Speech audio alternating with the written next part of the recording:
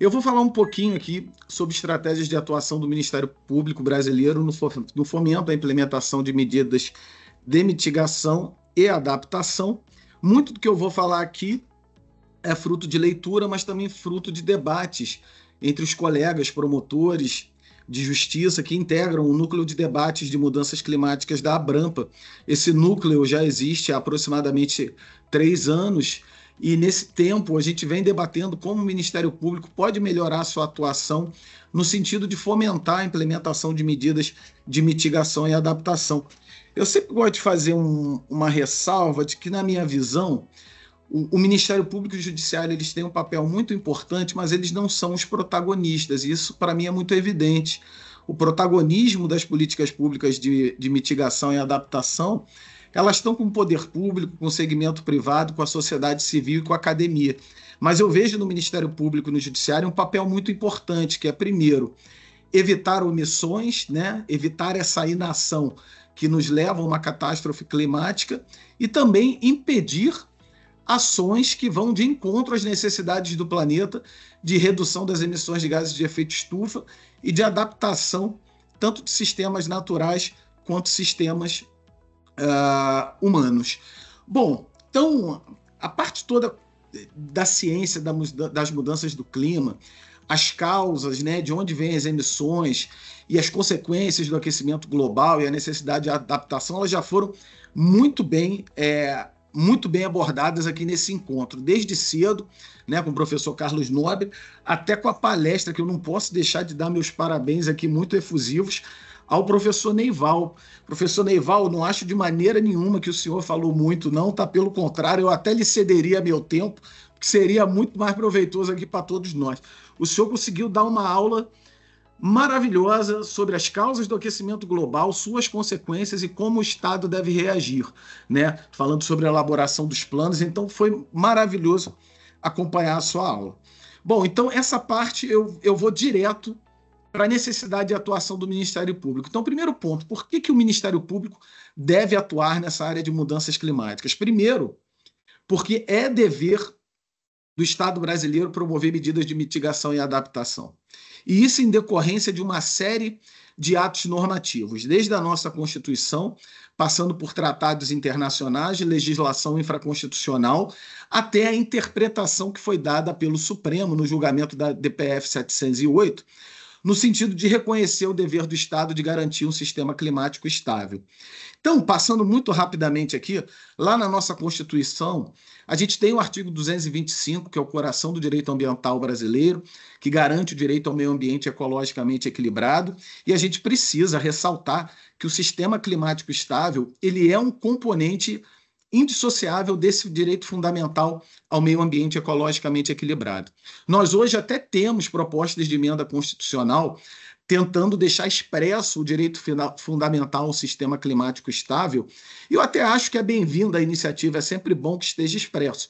Mas, na minha maneira de ver, não cabe dizer que o sistema climático não é protegido pelo nosso ordenamento jurídico. Ele está muito bem protegido ali, tanto pelo artigo 225, quanto pelo artigo 170, que fala da ordem econômica brasileira, e estabelece o princípio da proteção ambiental como um dos princípios da nossa ordem econômica. Então, as atividades econômicas elas devem submissão ao primado do meio ambiente ecologicamente equilibrado e, portanto, elas devem adequar suas práticas e seus processos produtivos às necessidades do meio ambiente.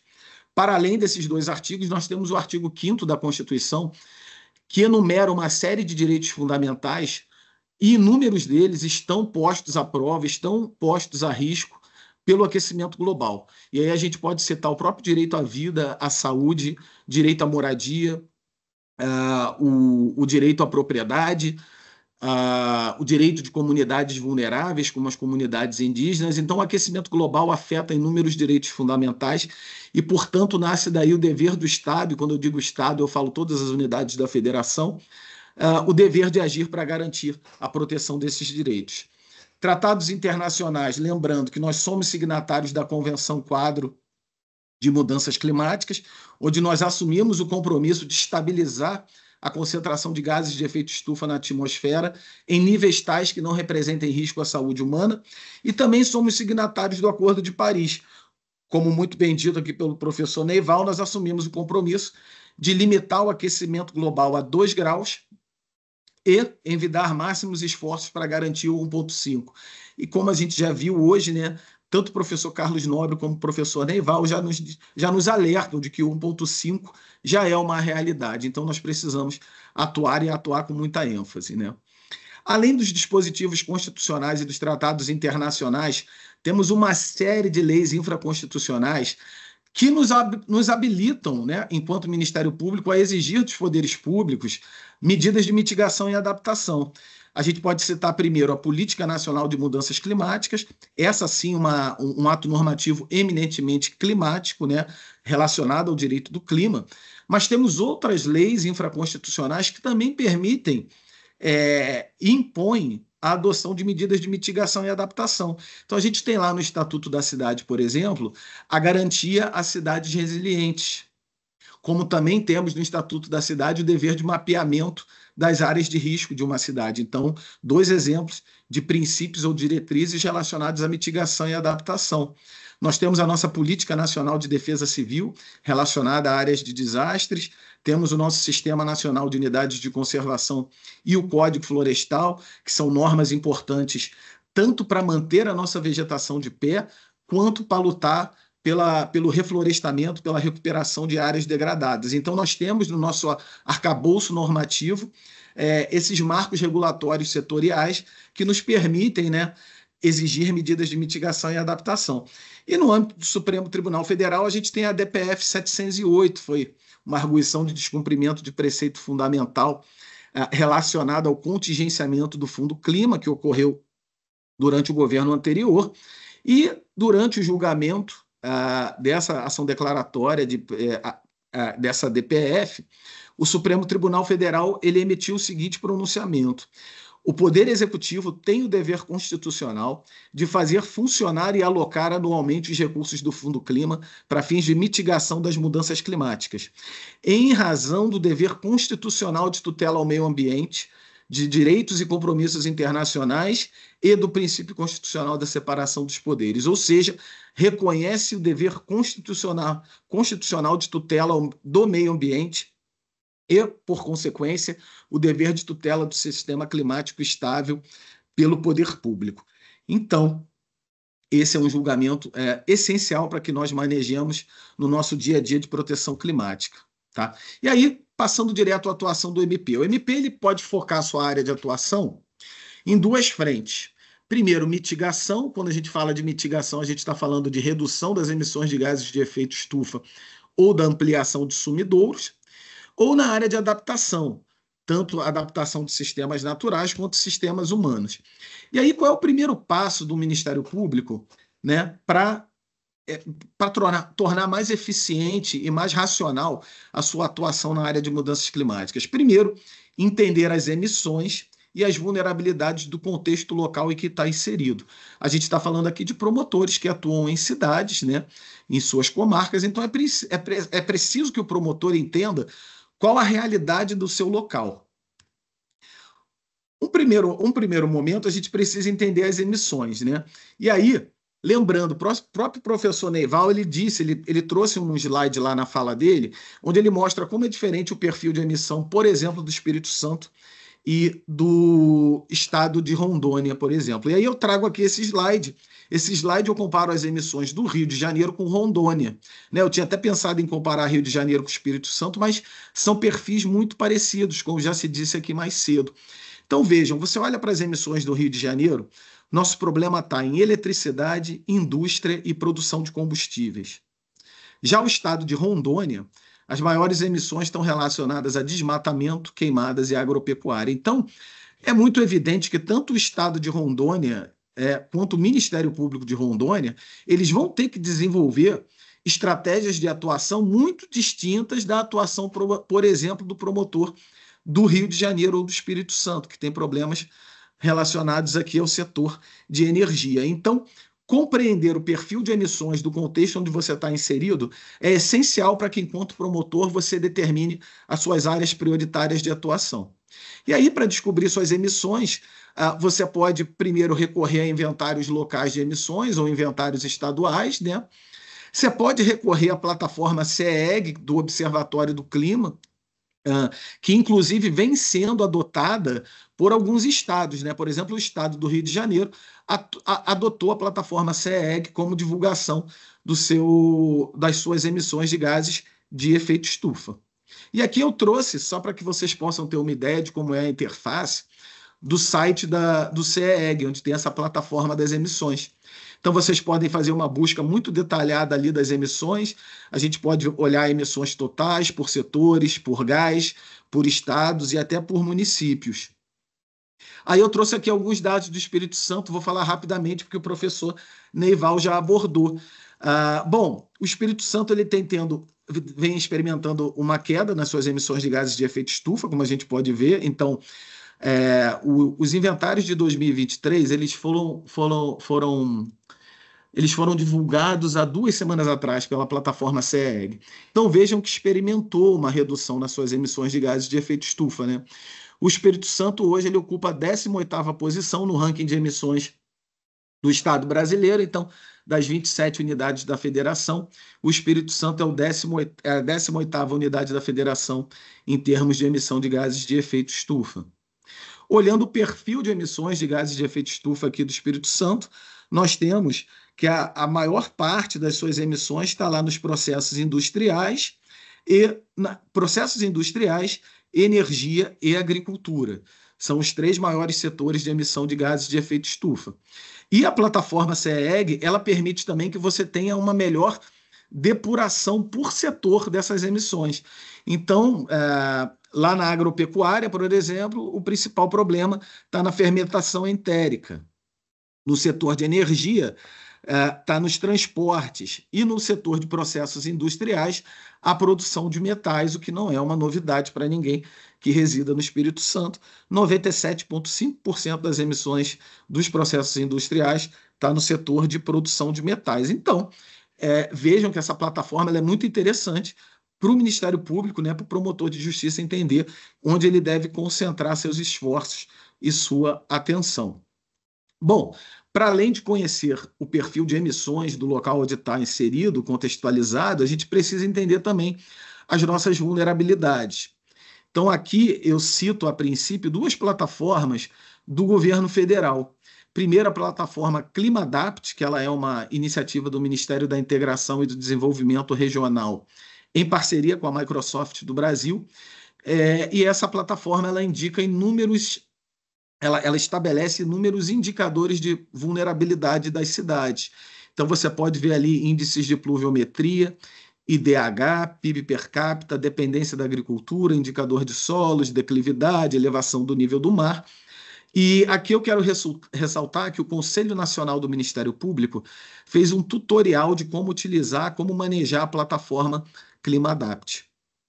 Além da plataforma ClimaDapt, eu cito também a plataforma Adapta Brasil. Essa é uma iniciativa do Ministério da Ciência, Tecnologia e da Inovação e que também rastreia a vulnerabilidade de municípios em relação a alguns setores. Por exemplo, recursos hídricos, segurança alimentar, segurança energética, saúde e infraestrutura portuária. A gente tem que lembrar que esses 2 primeiros, né, a ClimaDapt e a Adapta Brasil, primeiro, eles são complementares, eles não se sobrepõem, tá? Eu já tive a oportunidade de fazer essa pergunta. Agora que eu estou me esquecendo, gente, se eu perguntei para o gestor da Adapta Brasil ou para o gestor da ClimaDapt. Eu acho que foi para o gestor da Adapta Brasil que eu perguntei se esses sistemas se eles se sobrepunham ou não, e ele falou que não, eles se complementam, então ambos podem ser utilizados. Mas é sempre interessante também que eles sejam refinados nas escalas estaduais e municipais. Então, para além dessas plataformas, a gente também pode buscar iniciativas locais, como mapeamentos feitos pela Defesa Civil, cartas de risco hidrológicos, cartas de riscos geológicos. Todos esses documentos técnicos nos auxiliam a entender melhor as vulnerabilidades da nossa área de atuação. Aqui eu trouxe só a interface sites, né, para a gente entender como eles funcionam. O ClimaAdapt, eu não sei por qual motivo, mas ele está fora do ar há algum tempo. Eu tentei entrar ontem e ele segue fora do ar, mas enfim, aquela ali é a interface dele. E essa aqui é do Adapta Brasil. Você tem lá esse site, você pode clicar, né, escolher ali em cima o município, e para entender o risco, você pode selecionar por risco. Então, risco ao recurso hídrico, risco de segurança alimentar. E aqui eu trouxe um exemplo, né? Eu fiz essa. Eu trouxe esse exemplo quando eu fiz uma fala lá no estado de Rondônia. Eu dei exemplo do índice de risco para inundações, enxurradas e alagamentos lá da região de Guajará Mirim. Seria um risco alto, né? Então, se você é promotor desse local, você sabe que você precisa se aproximar do setor público e entender como esses riscos estão sendo equacionados pelas políticas públicas em andamento daquela unidade da federação. Bom, passado essa fase de identificação das nossas emissões e das nossas vulnerabilidades, a gente passa a algumas hipóteses concretas de atuação do Ministério Público. Então, por exemplo, na área de mitigação, aliás, e aqui vale uma ressalva, vocês vão perceber que o Ministério Público já tem atuação histórica em inúmeras dessas áreas, só que por pouquíssimas vezes a gente nomeou essas ações como ações climáticas, ou sequer trouxemos, né, aportamos argumentos climáticos para essas ações. E isso é uma questão interessante que a gente precisa começar a fazer. É nessas ações cujo resultado final pode importar em mitigação e adaptação, a gente trazer o argumento climático, para que esse argumento climático cada vez mais seja disseminado no Poder Judiciário. E com isso a gente vai conscientizando e ganhando corpo para implementar medidas relacionadas à mitigação e adaptação. Então, veja bem, desmatamento e reflorestamento são atuações históricas do Ministério Público que têm a ver com mudanças climáticas, né? Combater o desmatamento é evitar emissão de gases de efeito estufa. A gente está falando do principal setor de emissões de gases de efeito estufa no Brasil. Reflorestamento é outra área importantíssima. A gente precisa trazer de volta as nossas florestas em pé, a gente precisa trabalhar na recuperação de área degradada. Planejamento urbano, nossas promotorias urbanísticas já existem há anos e nós temos algo a fazer na área de planejamento urbano. Eu tenho um slide mais à frente.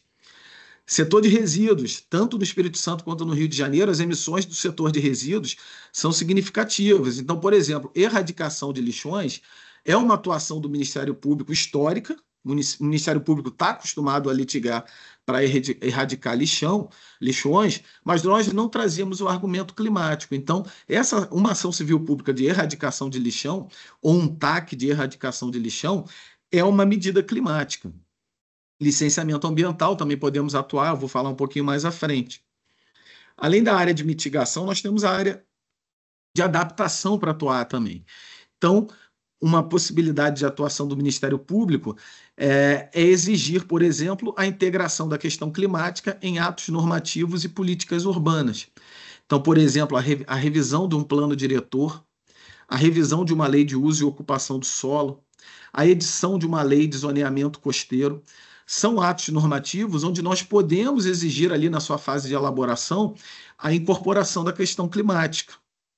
Além disso, ainda na área de adaptação, em relação a empreendimentos específicos, a gente pode exigir medidas de adaptação desses empreendimentos. Eu tenho um slide mais à frente, então eu vou detalhar um pouquinho mais adiante, tá? A área de danos climáticos também fala um pouco mais adiante. Ações de transparência. Nós também podemos atuar, por exemplo, exigir transparência de financiamento de projetos poluentes com verbas públicas, ou seja, por bancos de desenvolvimento.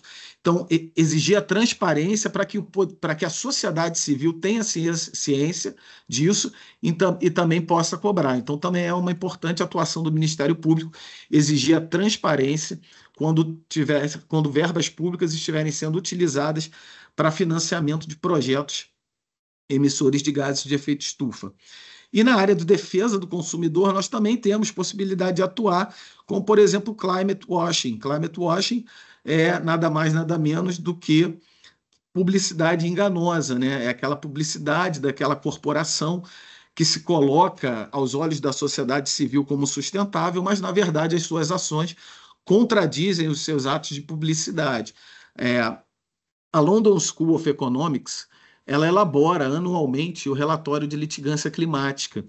E eu ainda não li o relatório que foi lançado agora no final de 2024, mas no final de 2023 foi identificado as ações de climate washing ao redor do mundo como o tipo de ação que mais cresceu entre as ações coletivas de litigância climática. Então, isso é um ponto que também vem merecendo a atenção dos litigantes climáticos ao redor do globo, tá? Além dessas frentes de atuação, só para fins de classificação, né, para fins acadêmicos, esse próprio relatório do London School of Economics, ele divide as atuações de litigância climática, né, ou atuações climáticas, não necessariamente ações, mas, por exemplo, uma investigação do Ministério Público, uma tratativa de acordo, ele divide essas estratégias de atuação em estruturantes e pontuais. Então, aquela atuação estruturante é aquela atuação que tem um objetivo de longo prazo, né, para que ações climáticas sejam incrementadas no futuro, mas que naquele momento, né, o resultado imediato daquela ação não é uma ação de mitigação ou adaptação. Então a gente está falando aqui, por exemplo, de atuar para fomentar a implementação de legislação climática local, revisar plano diretor, plano de recursos hídricos, ou o próprio plano municipal de mobilidade urbana, incorporando nesses atos a questão climática, atuar para fomentar a elaboração dos planos de ação climática ou os planos de adaptação, ou até mesmo lutar pela criação, né, ou estruturação de colegiados que podem fazer muito pelas áreas de mitigação e adaptação. Aí eu trouxe aqui 2 exemplos. Primeiro, o Comitê de Gerenciamento Costeiro, que está previsto lá no plano, na Política Nacional de Gerenciamento Costeiro, e os grupos gestores estaduais que estão previstos no plano ABC de redução de emissão de gases de efeito estufa no setor da agricultura. São colegiados que podem auxiliar muito para entender, né, o perfil das emissões do setor agropecuário e entender também os obstáculos que vêm impedindo uma significativa redução das emissões do setor. Então, essas seriam atuações estratégicas ou estruturantes, né, que lidam com atos normativos, com elaboração de planos ou com a estruturação de colegiados. E, além disso, a gente também tem aquela nossa atuação pontual, quando você pega, por exemplo, o licenciamento ambiental de uma planta que gera emissão de gases de efeito estufa, e você vai atuar ali no seu inquérito civil público para exigir que no licenciamento ambiental sejam considerados os impactos daquela planta industrial na emissão de gases de efeito estufa, ou até mesmo nos serviços ecossistêmicos relacionados ao clima. Bom, falando agora um pouquinho sobre como a gente pode atuar, né? Destrinchando um pouco esses 2 últimos slides. Implementação da legislação local. Se a gente fizer uma radiografia da legislação dos nossos estados, a gente vai perceber que muitos deles já possuem legislação climática, porém, pode acontecer dessa legislação não estar sendo implementada. Então, uma atuação que eu diria até muito confortável do Ministério Público é lutar pela implementação dos instrumentos da política local de mudanças climáticas. No nosso grupo aqui do Rio de Janeiro, né, quando nós demos início ao grupo de trabalho temporário de desastres e mudanças do clima, a nossa primeira tarefa foi fazer uma radiografia da legislação carioca e entender o que estava ou não em operação. Então, o que a gente descobriu? Por exemplo, o Estado do Rio de Janeiro tinha a previsão de elaboração do Plano Estadual de Mudanças Climáticas, tá? Lembrando, nossa lei é de 2010. E quando o nosso GTT começou a atuar, nós ainda não tínhamos um Plano Estadual de Mudanças Climáticas, como ainda não temos. Porém, a partir de reuniões do Ministério Público com a Secretaria Estadual de Mudanças Climáticas, avançou-se para a celebração do contrato de elaboração do Plano Estadual de Mudanças Climáticas. Então, foi uma atuação, assim, que preciso ser muito sincero também, essa aproximação do Estado com a Universidade Federal do Rio de Janeiro para a elaboração do plano já vinha em andamento, e a atuação do Ministério Público veio se somar a essa vontade, a essa necessidade de se elaborar o nosso plano. E aí o plano acabou sendo assinado agora no finalzinho do ano de 2024. Outro exemplo de estrutura, de instrumento da política estadual de mudanças climáticas que não estava implementado, foi o Fórum Rio de Mudanças Climáticas.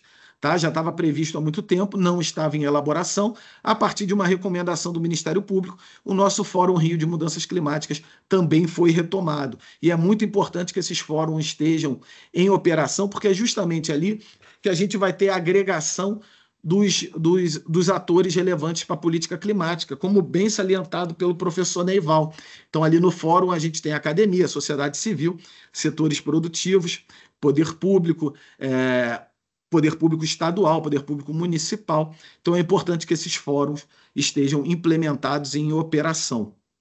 Tá? Entender o licenciamento ambiental, a gente tinha uma legislação ambiental aqui no Rio de Janeiro também, sobre licenciamento ambiental, então nós também nos aproximamos do setor para verificar como está a exigência dos inventários de gases de efeito estufa. Bom, uma segunda ação, e aí eu não vou me deter muito aqui, porque nós tivemos uma aula magna sobre Plano Estadual de Ação Climática.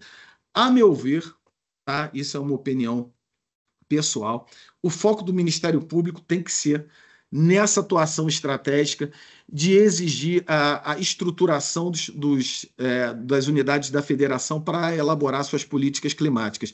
Então, a principal atuação nossa aqui, eu acho que é atuar para fomentar esse diálogo, para que sejam elaborados os planos municipais e os planos estaduais de ação climática. Tá? O exemplo que eu trouxe aqui foi o exemplo da experiência de Recife, né, que também tem seu plano municipal de ação climática, e que, primeiro, ele foi precedido do estabelecimento de uma governança institucional de mudanças climáticas. Então, lá criaram um comitê de sustentabilidade, um grupo executivo de sustentabilidade, com participação paritária, sociedade civil, academia, poder público, e a partir dessas estruturas colegiadas, houve um fortalecimento, né, tanto de capacidade técnica, institucional e força política para que a política climática se desenvolvesse. A partir da criação dessa governança, foram sendo elaborados planos normativos que culminaram com a elaboração do Plano Local de Ação Climática da cidade do Recife no ano de 2020. Então, eu acho importante, por exemplo, que os promotores de justiça tenham procedimentos, né, os seus PAs instaurados para acompanhar a elaboração dos planos municipais e dos planos estaduais de mudanças climáticas. E importante também, durante esses PAs, que a gente busque a ajuda da sociedade civil e das universidades para nos orientar, tá, nesse processo. O Ministério Público não vai andar sozinho na área de mudanças climáticas, então o Ministério Público precisa atuar em conjunto com a sociedade civil e com a academia, inclusive dando voz e vez à sociedade civil e à academia, quando aquele determinado governo não for simpático. Você pode dar a sorte, por exemplo, de ter aí o Felipe como secretário de Meio Ambiente, que o governo já faz toda essa atuação, já cria seu próprio plano, mas você pode não ter essa sorte. Você pode ter um governo que não seja simpático à implementação de uma política. Então, você precisa, enquanto Ministério Público, ter um procedimento ali pressionando a implementação dessa medida e dando voz e vez à sociedade civil e à academia. Tá? Quero lembrar que, a favor dessa atuação do Ministério Público para o fomento das elaborações dos planos municipais, nós temos um enunciado do Conselho Nacional de Procuradores Gerais que recomenda ao Ministério Público Brasileiro instaurar procedimentos destinados a acompanhar a elaboração e execução de planos de ação climática federal, estadual e municipal. Nós temos um julgado do Supremo Tribunal Federal que resultou na elaboração do tema 698, que diz o seguinte: ele trata da intervenção do Poder Judiciário sobre políticas públicas. Ele fala o seguinte: a decisão judicial, como regra, em lugar de determinar medidas pontuais, deve apontar finalidades a serem alcançadas e determinar à administração pública que apresente um plano ou meios adequados para alcançar o resultado. Ou seja, esse enunciado aqui do Supremo vai exatamente nessa ideia de que o Judiciário e o Ministério Público, quando necessário, né, quando todas as instâncias de solução consensual tiverem sido ultrapassadas, exigir do poder público essa elaboração desses planos. Tá? E na elaboração dos planos municipais, inclusive nós discutimos muito isso, né, no nosso último núcleo de debate de mudanças climáticas, que até o colega Marcelo do Espírito Santo fez parte. A gente está discutindo, né, como os ministérios públicos podem aperfeiçoar sua atuação ao exigir os planos municipais. A gente identificou ali possíveis parceiros, né, para atuação conjunta. E ali nós temos, por exemplo, as universidades, os tribunais de conta, que vêm desempenhando algumas atividades interessantes de auditorias de políticas públicas. Então, trazer o Tribunal de Contas e todo seu corpo técnico com a sua expertise para analisar, né, a eficiência e a economicidade de políticas públicas climáticas.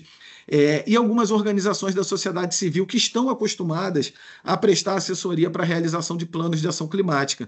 E aí eu cito aqui o ICLEI, a ONU Habitat e o C40, por exemplo, são instituições que podem ser parceiras do Ministério Público nessa atuação. Doutora Bruna, só quero pedir que a senhora me ajude a controlar o tempo, tá bom? Quando tiver faltando aí 5 minutinhos, pode me avisar que eu encerro. Ok, pode seguir, tá maravilhoso. Obrigado, doutora. Licenciamento ambiental é um outro segmento que os promotores de justiça também podem atuar, né? Então, vamos lá. Primeiro passo, licenciamento ambiental. Você pode verificar se, eventualmente, o seu estado já tem uma legislação sobre licenciamento e emissões de gases de efeito estufa.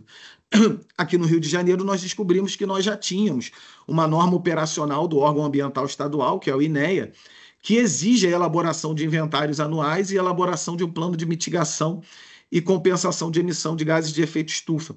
E aí, explorando, né, como estava a implementação disso aqui no estado do Rio, o que a gente descobriu quando nós nos reunimos com o pessoal do INEA?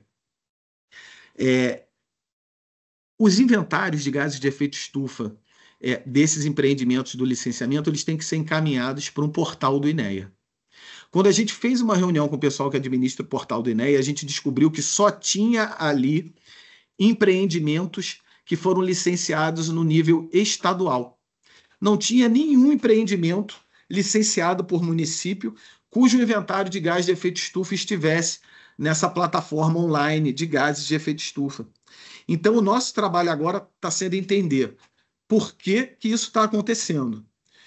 Isso está deixando de ser exigido nos licenciamentos municipais ou efetivamente nenhum empreendimento sujeito à emissão de gases de efeito estufa no licenciamento ambiental?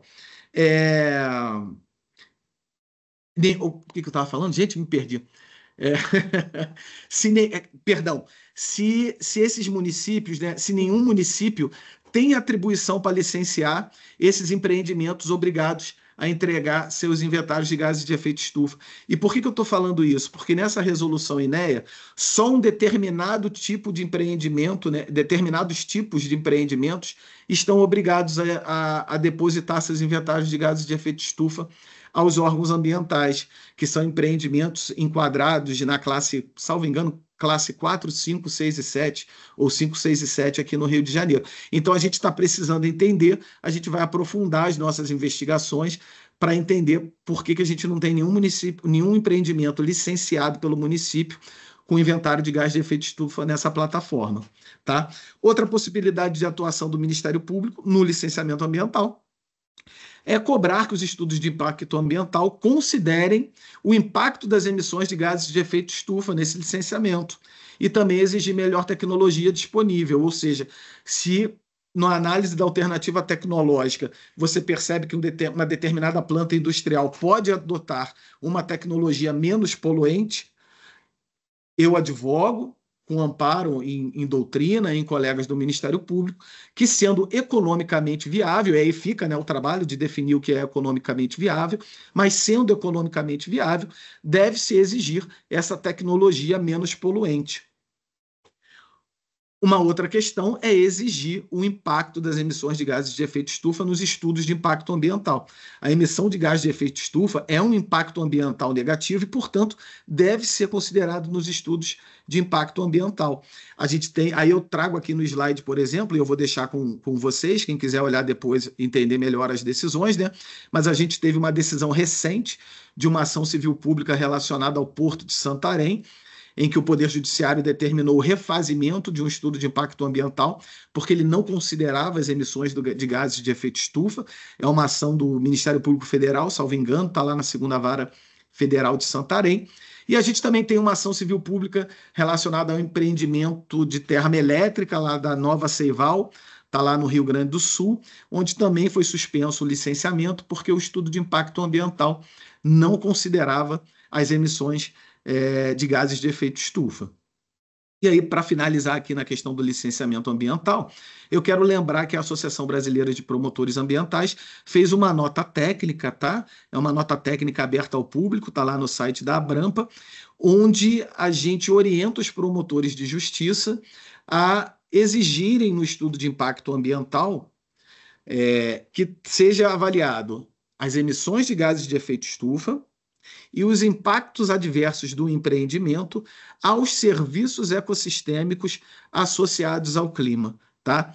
O anexo dessa nota técnica é uma matriz de impactos que a gente recomenda que os órgãos ambientais adotem para que a avaliação das emissões de gases de efeito estufa seja mais efetiva já no nascedouro, já no início do processo de licenciamento ambiental, quando ainda é possível e quando ainda é mais barato se fazer alterações nos projetos dessas plantas industriais que se pretendem implementar. Planejamento urbano. Planejamento urbano, o promotor de justiça também pode atuar, né? Nós temos as nossas promotorias que atuam na área urbanística, e aqui alguns dados interessantes, né, da ONU, do Programa das Nações Unidas para o Meio Ambiente. 60% a 80% do consumo de energia ocorre nas cidades. Cidades são responsáveis por 70% das emissões de carbono globais e 50% das emissões de gases de efeito estufa, então fica evidente a necessidade de atuação no ambiente urbano, né? O que a gente pode trazer aqui como amparo à atuação do promotor de justiça nessa área? São decisões já consolidadas no sentido de que o planejamento urbano deve ser racional e fundamentado em estudos técnicos e científicos, evitar que leis urbanísticas, leis relacionadas ao desenvolvimento urbano, sejam impregnadas de questões políticas e não racionais. Então, a gente já tem uma jurisprudência muito consolidada no sentido de que o planejamento do desenvolvimento urbano, primeiro, deve ser precedido de estudos técnicos, tá? E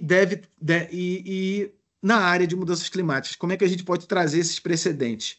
Exigir diagnóstico dessas alterações urbanísticas relacionadas à emissão de gases de efeito estufa, então entender como determinada alteração de legislação urbanística, por exemplo, plano diretor ou lei de uso e ocupação do solo, pode aumentar os gases de efeito estufa, e exigir estudos de alternativas nesse trabalho, né, de elaboração de atos normativos urbanísticos, exigir alternativas que reduzam as emissões. E o que a gente pode trazer para auxiliar a nossa atuação, né? Eu falo um pouquinho das ferramentas de avaliação de sustentabilidade de vizinhanças, tá? E, logicamente, que para tratar dessas ferramentas é interessante que a gente tenha dentro do Ministério Público um corpo técnico de urbanistas ou que a gente se valha do apoio de urbanistas da academia ou de organizações da sociedade civil que possam nos auxiliar. Mas, bom, vamos lá. O que são essas ferramentas de sustentabilidade de vizinhanças? Essas ferramentas, elas são uma evolução daquelas ferramentas que avaliavam sustentabilidade de edifícios, né? Avaliavam, por exemplo, o desempenho energético de edifícios urbanos, e os organizadores, né, os elaboradores dessas ferramentas de avaliação perceberam que era necessário uma maior escala para avaliar a sustentabilidade. Então, eles evoluíram do âmbito de prédios para o âmbito de vizinhanças e de bairros. Então, como é que funcionam essas ferramentas? Elas, na verdade, elas são um sistema de classificação que vão medir o desempenho desse empreendimento, né? Quando eu digo empreendimento, estou falando de bairros ou de operações urbanas consorciadas ou de loteamentos, e vai medir o desempenho desses empreendimentos em relação ao conjunto de indicadores de sustentabilidade, tá? Normalmente, indicadores de sustentabilidade econômica, social e ambiental. A vantagem dessas ferramentas é que elas vão decompor esse conceito de sustentabilidade, um conceito muito aberto, e vão decompor essa sustentabilidade tanto em categorias quanto em indicadores. Posteriormente, elas atribuem pontos aos indicadores e, ao final, essas ferramentas de avaliação elas dão uma certificação para aquele empreendimento de acordo com o nível de sustentabilidade, tá? Isso não é só uma questão meramente acadêmica, tá? Essas ferramentas já estão sendo utilizadas por alguns países.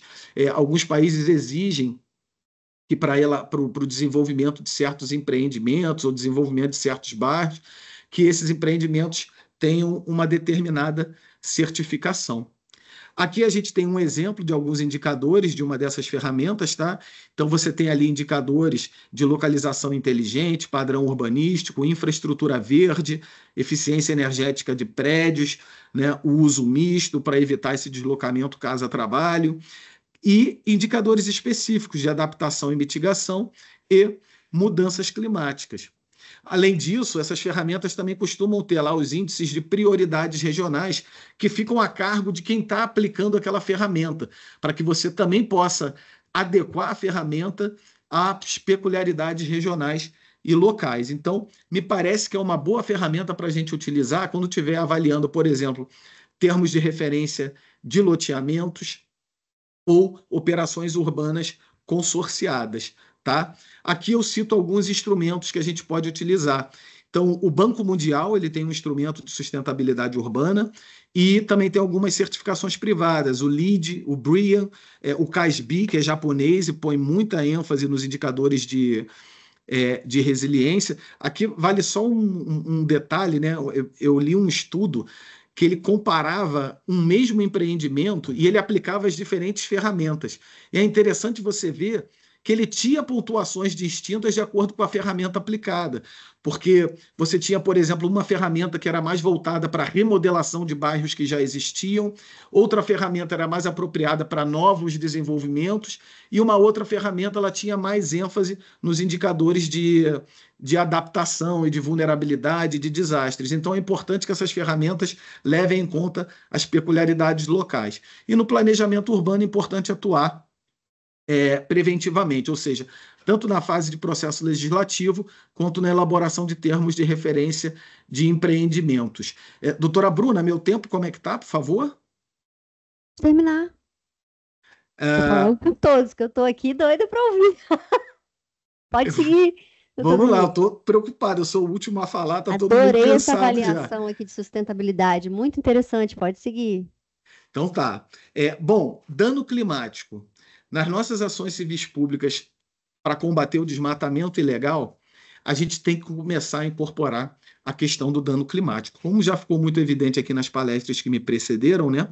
No desmatamento ilegal, a gente tem dois problemas, que primeiro são as emissões de gases de efeito estufa, decorrentes da perda de vegetação, e a perda de sumidouros, porque a floresta em pé funciona como uma esponja que absorve gás carbônico.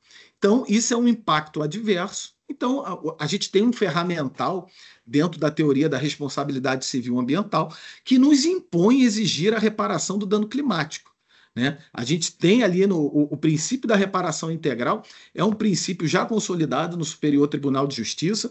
Nós temos inúmeros precedentes, então a gente tem que exigir nas ações de reparação de dano ambiental, né? Primeiro, observar o princípio da prioridade da restauração específica.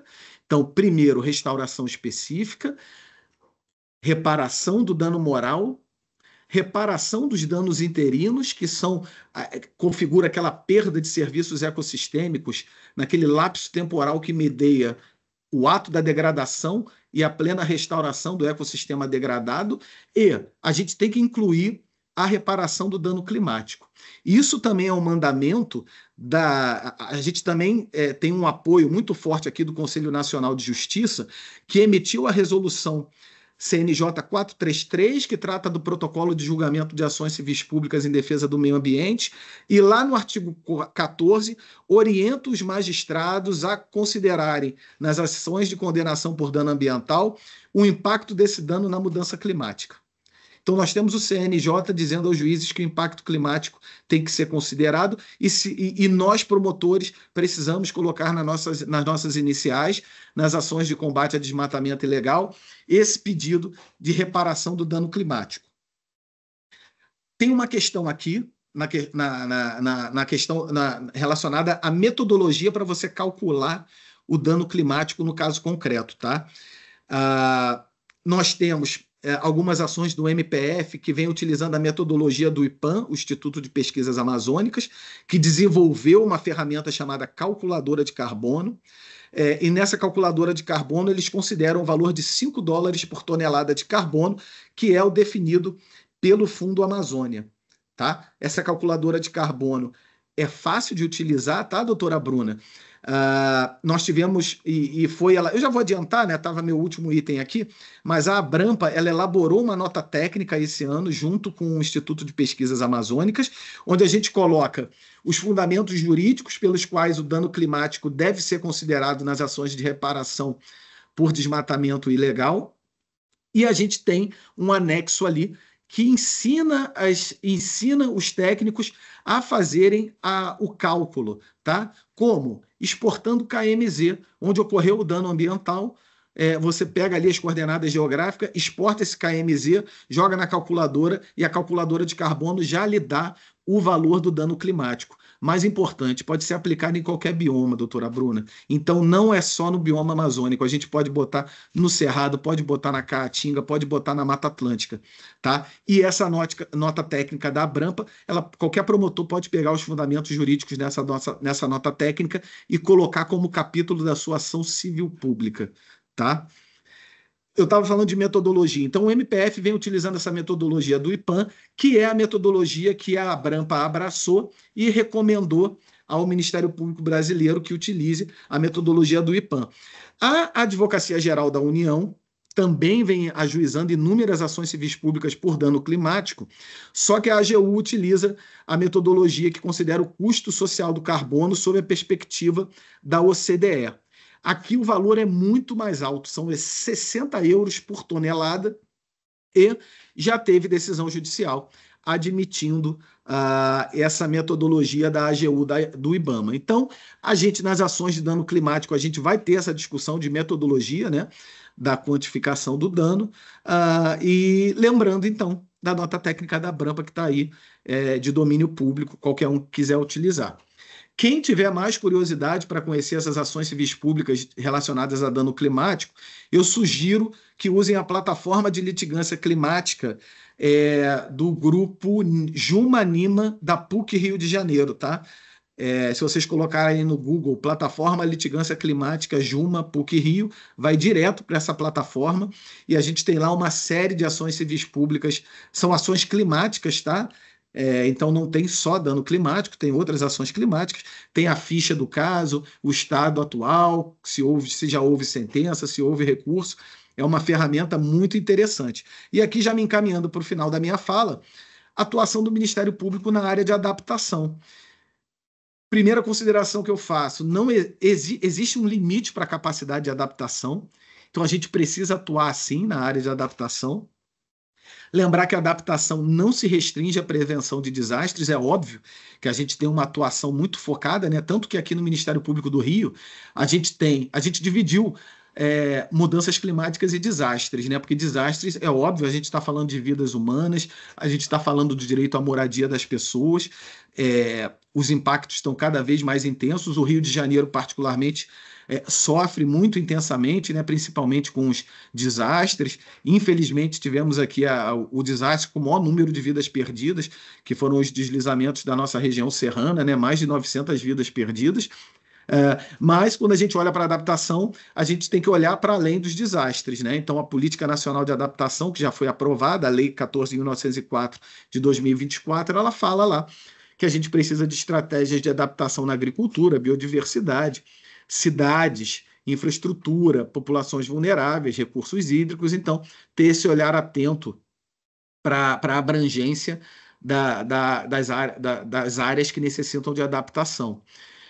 Ficar preocupado também com o fenômeno da maladaptação, né, que são medidas de adaptação que acabam não alcançando os seus objetivos e acabam gerando um dispêndio desnecessário de recursos. Então, por isso a necessidade de que essas políticas públicas estejam amparadas pela boa ciência, pelo estado atual da arte, da melhor ciência, né?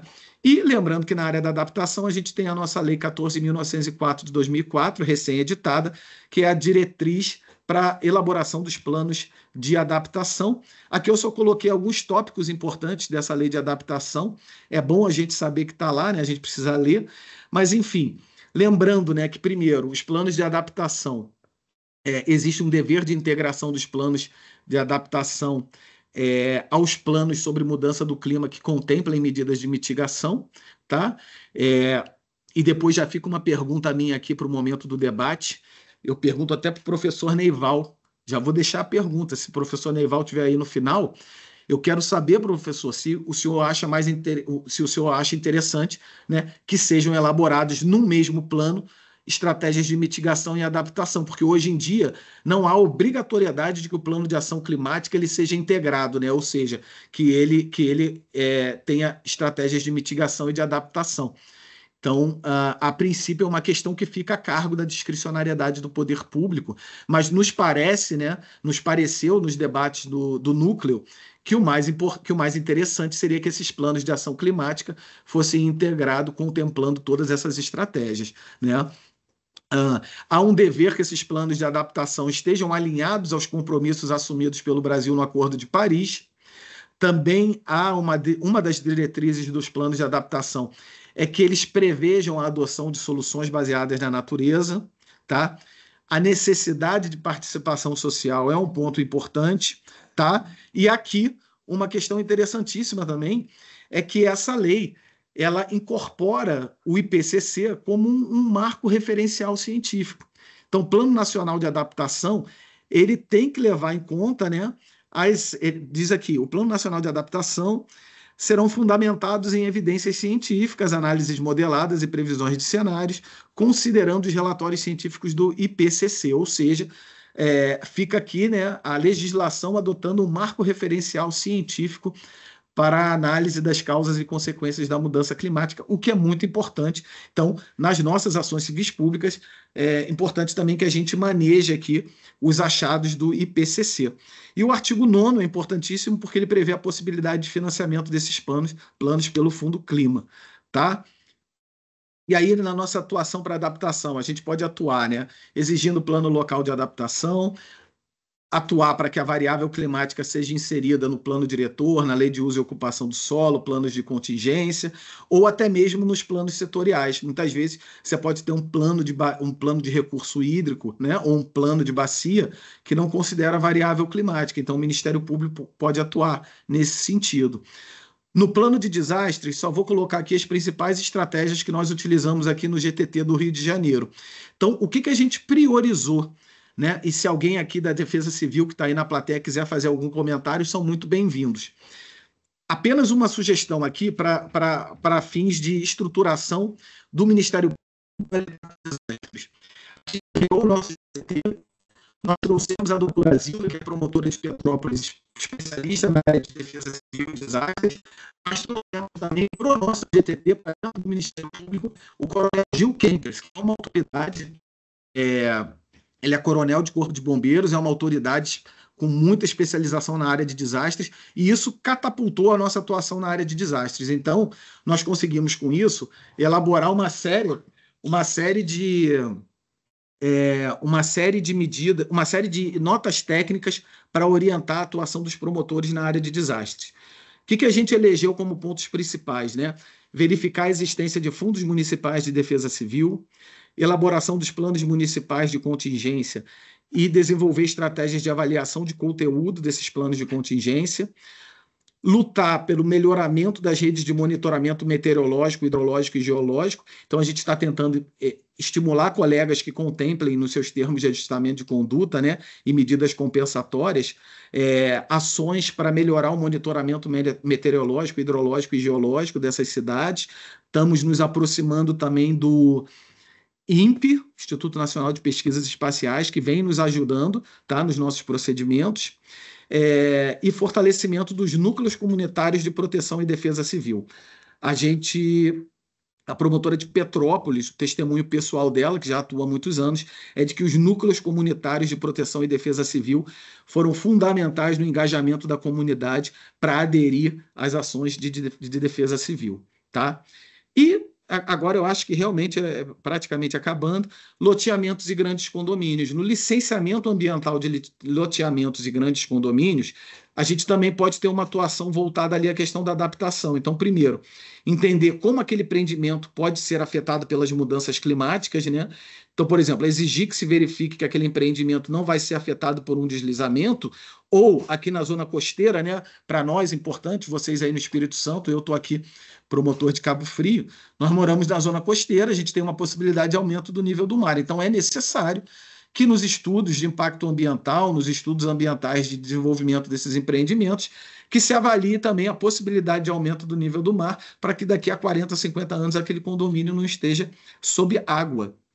A gente encontra no direito australiano e nas decisões judiciais australianas muitas decisões em ações coletivas nesse sentido, exigindo que fosse avaliado a estimativa de aumento do nível do mar para você licenciar empreendimentos costeiros. Tá? E muitos empreendimentos tiveram a licença anulada porque eles não fizeram esse tipo de consideração. E uma outra tipo de avaliação é como esse empreendimento pode agravar riscos que já existem decorrentes das mudanças climáticas.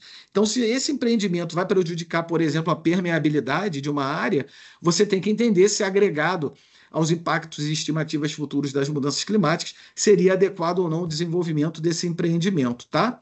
Por fim, vou passar rápido porque já deu tempo, gente, mas climate washing, enfim, é combater desinformação, né, sobre impactos climáticos de produtos e corporações. Isso está ligado até à nossa atuação na área consumerista, e nós temos lá o artigo 6º, inciso 4º do CDC, que proíbe a publicidade enganosa.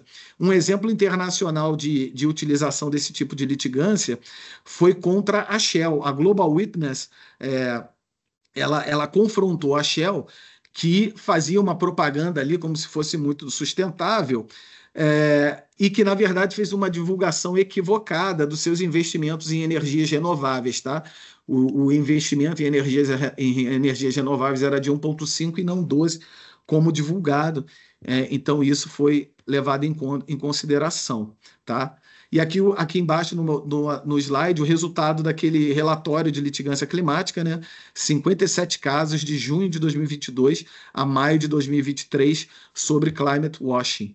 Aqui eu já falei, né, da transparência, a gente atuar para que financiamento público de atividades geradoras de gases de efeito estufa sejam públicos e transparentes para a sociedade civil.